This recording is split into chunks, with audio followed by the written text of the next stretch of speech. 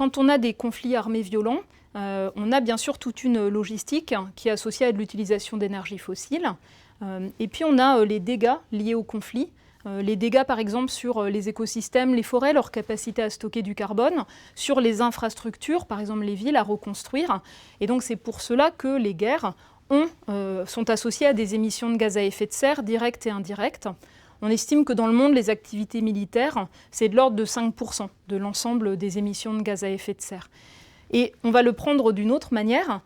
Après les conflits, on a augmenté les vulnérabilités.